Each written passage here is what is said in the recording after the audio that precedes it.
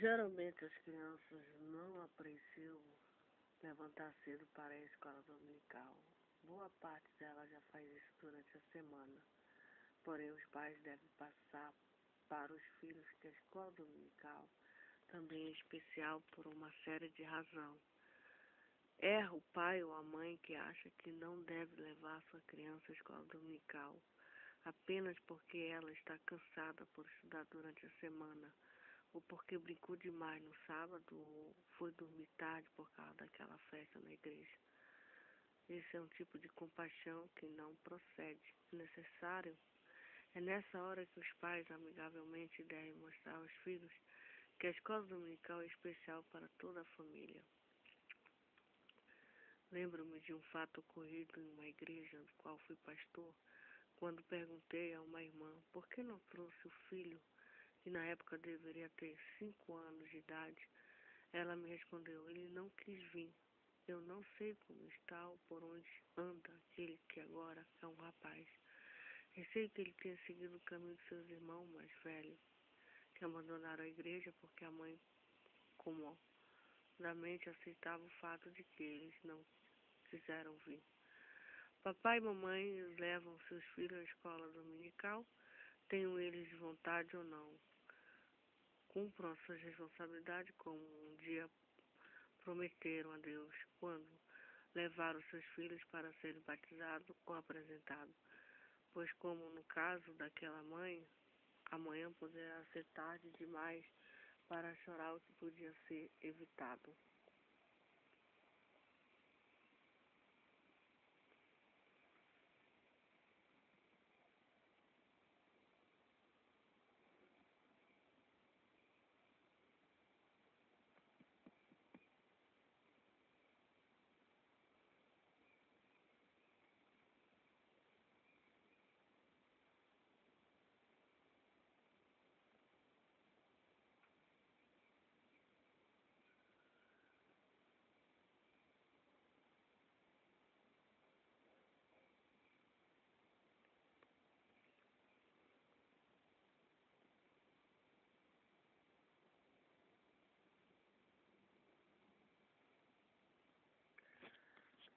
Evitado ontem. A escola dominical é a responsabilidade do superintendente. O superintendente da escola bíblica dominical é muito mais que uma simples pessoa que faz abertura e encerramento da escola dominical e promove comemoração de algumas datas importantes e eventos especiais. O superintendente, o diretor da EBD, é o irmão ou irmã em Cristo designado pela igreja para administrar a escola dominical com competência e seriedade, visando a edificação e a maturidade do corpo de Cristo. Antes de tudo, o superintendente deve ser alguém verdadeiramente compromissado com Deus e a igreja. Deve ser exemplo dos fiéis, não neófito, mas pessoa qualificada para comandar o corpo de Cristo. Deve ser assíduo e pontual no cumprimento de seus deveres, irrepreensível na moral. São na fé, prudente no agir, discreto no falar e exemplo de santidade de vida, com a qualidade que deve acompanhar no mínimo todo crente, principalmente aquele que recebeu a graça da liderança, ser pastor, presbítero, diácono, professor, etc. Além disso, o superintendente deve ser uma pessoa preparada academicamente. Destaco a palavra academicamente do propósito que isso quer dizer. Quer dizer que o superintendente não precisa necessariamente ser um expert em educação cristã, mas precisa ter noção do que ela significa e representa. Afinal de contas, é com os professores que o superintendente está lidando e é qualidade do bom ensino que ele estará supervisionando. Pensando nisso, um experiente diretor da escola dominical escreveu ao superintendente: seus professores ensinam com qualidade ou estão se repetindo diante da classe, preparam-se devidamente à lição ou se acostumaram aos improvisos. E continua que os seus professores não se contentem com preparos já conseguidos, incentivem-se a ler, estudar e pesquisar, a descobrir novas metodologias e se tornarem especialistas, não apenas no currículo e na aula a ser ministrada, como também na pedagogia e na didática. Como eu disse, o superintendente não precisa ser um especialista, mas é necessário que tenha algum conhecimento pedagógico. Se tiver experiência com o professor, melhor ainda. Some-se isto a visão do superintendente. Se o superintendente pensar administrativo e pedagogicamente, o que é ideal, ele não apenas saberá conduzir a igreja bem no sentido de unidade de propósito, mas também zelará pelo aperfeiçoamento de seus professores. Promoverá encontros, congressos e uma série de eventos que ajudarão na formação e reciclagem dos professores. O superintendente é o carro-chefe da escola dominical, que, em comum acordo com o pastor, melhorar toda a escola dominical quando melhorar seus professores. Quando se investe na liderança da escola dominical, todo mundo sai ganhando. Finalmente, mas não menos importante, o superintendente precisa ser dinâmico, a fim de dinamizar sua escola dominical. Para isso, precisa de atualizar, se inteirar do trabalho de outros superintendentes. Deve ser uma pessoa inovadora, com ideias saudáveis, que revigora a escola dominical. Eu acredito na escola dominical porque, como dissemos no início deste artigo, é uma bênção de Deus e por isso deu certo. Entretanto, a escola dominical precisa passar por um processo constante de revitalização. Meu irmão superintendente, torne a sua escola dominical dinâmica, criativa, bíblica e funcional, algo que dá gosto de se ver e participar. Promova, juntamente com seu pastor e professores, o vigor e a saúde da escola dominical, através da motivação de seus alunos. Evite a rotina, a monotonia, aquela mesmice insuportável. As aulas da escola dominical devem ser prazerosas da criança ao adulto que levanta cedo para ir à igreja. A escola dominical deve ser algo que valha a pena por causa do conteúdo didático do ensino. Por que não? Por causa do agradável local de estudo. Olhe, um carinho para tudo isso, e Deus com certeza o recompensará. A escola dominical é a responsabilidade do pastor. Como ministro do Evangelho, sei que não são poucas e nem pequenas as responsabilidades do pastor. Comecemos com algumas de suas atribuições. Compete ao pastor orar com o rebanho e por este apacentá-lo na doutrina cristã, exercer suas funções com zelo, orientar e superintender as atividades da igreja a fim de tornar eficiente a vida espiritual do povo de Deus, prestar assistência pastoral, instruir os neófitos, dedicar atenção à infância e à mocidade, bem como às necessidades de aflitos, enfermos e desviados e governar. Escrevendo ao Efésio, diz o grande pastor, o apóstolo Paulo, ele mesmo, Jesus, concedeu uns para apóstolos, outros para profeta, outros para evangelista e outros para o pastor, de mestre comum, visto o aperfeiçoamento dos santos para o desempenho do seu serviço, para a edificação do povo de Cristo, até que todos chegamos à unidade da fé do pleno conhecimento do Filho de Deus. A perfeita varonilidade é a medida da estrutura da plenitude de Cristo, para que não mais sejamos como meninos, agitados de um lado para outro e levados ao redor por todo o vento de doutrina, pela artimanha dos homens, pela astúcia com que induz o erro. Efésios 4:11. 15. Que podemos perceber as atribuições e vocações do pastor em ensino, no mais amplo sentido do termo, as características prioritárias do ministério pastoral, o zelo e a responsabilidade doutrinária do pastor o tornam necessariamente ligado à escola dominical. Ele é o superintendente ex-ofício da escola dominical. Por isso mesmo, ao pastor nunca jamais deve faltar informação necessária acerca do que está sendo ensinado na escola dominical. Para isso, o superintendente deve ser o maior aliado, o verdadeiro abraço direto na educação da igreja. O superintendente que não estiver disposto a andar com seu pastor não conseguirá promover a paz e a unidade no corpo de Cristo. Enfim, o pastor precisa saber o que os professores ensinam ao seu rebanho.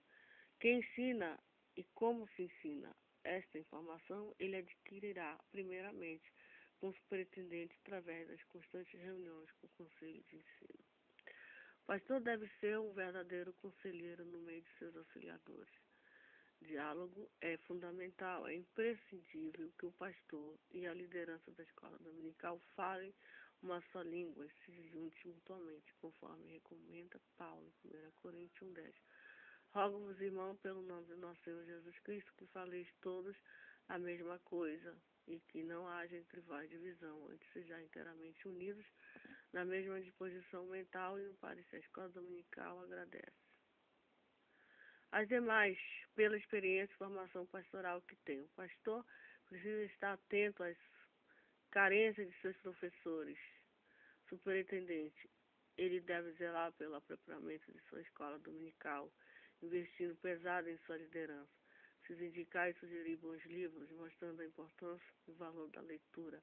Também é necessário que o pastor incentive a sua liderança a participar de promover eventos educacionais. Acredite, o pastor é a chave que abre a porta do sucesso da escola dominical.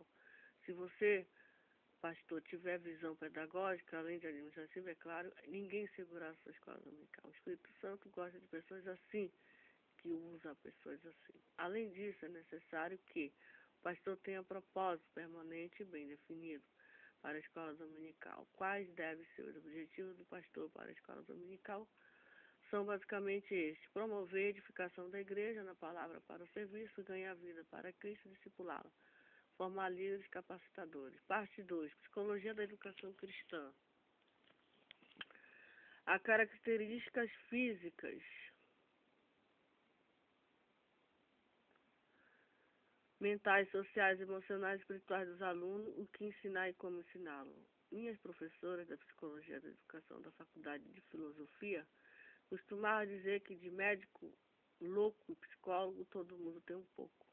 Mencione esse fato somente para salientar que a psicologia apresentada neste artigo, uma adaptação nossa do livro Bom Professor, conhece seus alunos. Não é a psicologia no sentido técnico de termo, apesar de reconhecer a importância da ciência psicológica. Trata-se apenas da psicologia da sala de aula, daquela aprendida principalmente na convivência com os alunos. Neste artigo, tentaremos ajudar você a conhecer melhor os alunos em sua classe de escola dominical. Possuir um conhecimento profundo das características e necessidades de seus alunos é imprescindível para um ensino eficaz e bem-sucedido. A característica das crianças de 1 a 3 anos.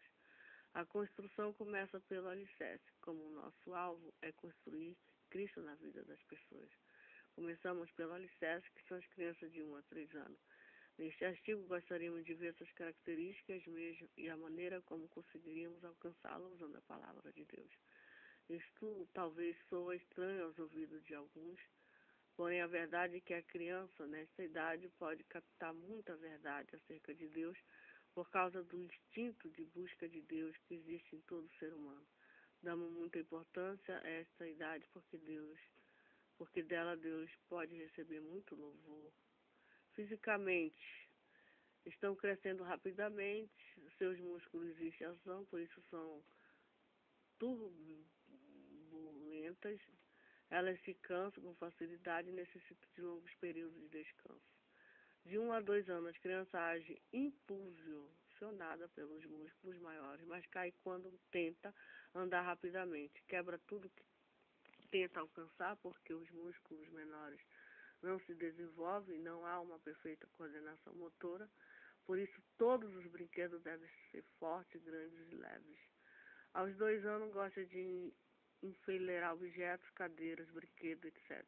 É hora de ensiná-las a usar o vasinho para suas necessidades físicas. Paciência e calma são essenciais nessa fase. 3 anos, os músculos menores estão mais desenvolvidos. Tem uma coordenação motora mais equilibrada, consegue equilibrar-se e controlar o próprio corpo. Por isso, com frequência, ela pula de um lugar mais alto, pendura-se na mesa, na maçaneta e até no seu braço. Não fica bravo por isso. Sob sua supervisão, deixa de dependurar-se e balançar-se, pois isso faz parte de seu crescimento normal. Não seja um empecilho para o seu crescimento. Gosta de brincar com argola, de plástico, latinha, etc.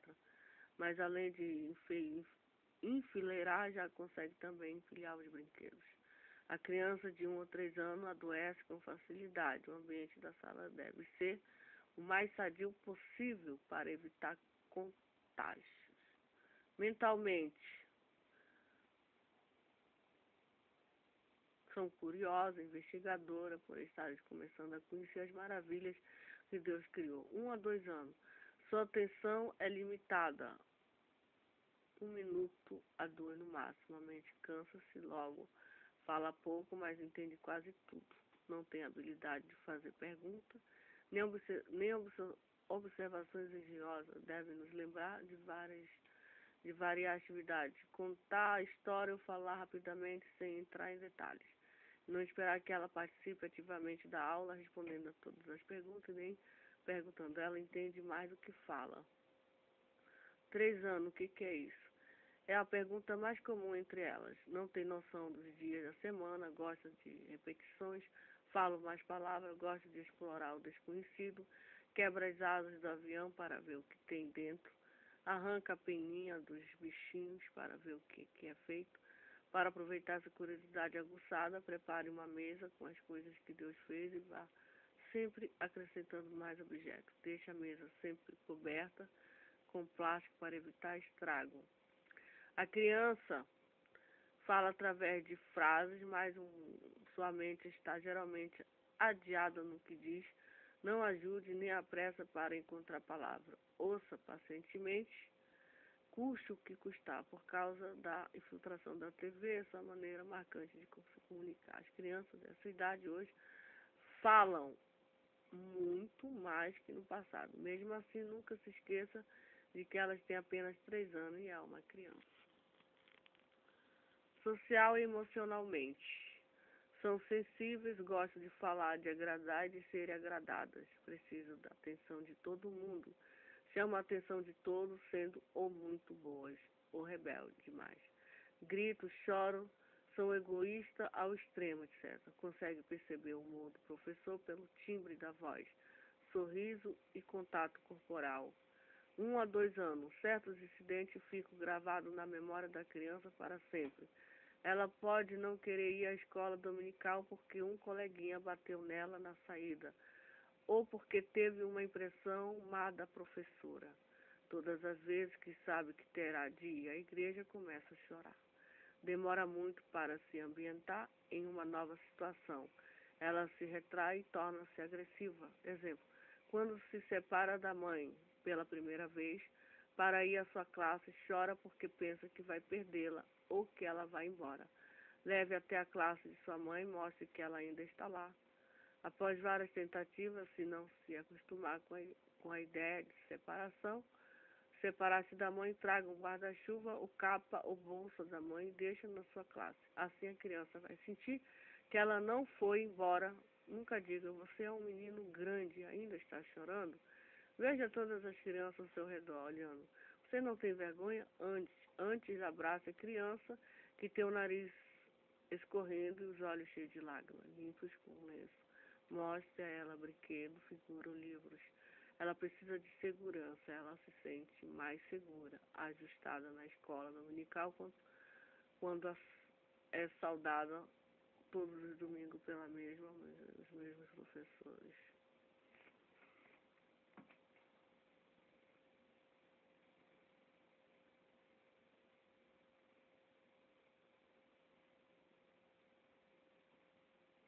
Não consegue ainda brincar com o grupo, ela brinca sozinha no meio do grupo. Nunca espere que todos brinquem com ela. Ela não sabe brincar com o conjunto. 3 anos, gosta de estar entre outras pessoas, não tem muito problema para ficar longe da mãe. Se consegue se ajustar ao meio ambiente. Também gosta de brincar sozinha, no meio de todos, mas já consegue brincar com os outros. É egoísta, pode derrubar os blocos empilhados por outro menino para aumentar sua própria construção. Pode pegar ou bolachas e colocar a maioria da boca, só para não dar mais para os outros. Por outro lado, gosta de ajudar os outros e sente alegria em fazê-lo. Exemplo, dá sua boneca para a menina que está chorando e diz palavras de consolo. Não gosta de ser mandada, mas fará muita coisa se você sugerir de maneira clara e diretiva. Exemplo, olha o relógio, está na hora de guardar as bonecas na cama. Os blocos dentro da caixa. Tic-tac, vamos nós todos trabalhar. Tic-tac, um pouco mais, descansar.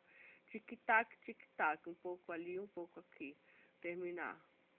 Obrigado, até outro dia começar. Espiritualmente, por causa do instinto da busca que existe no ser humano, ela deseja e tem sede de conhecer o Deus vivo e atuante. Ela aprende a conhecer o Deus através das palavras e ações das pessoas que o cercam.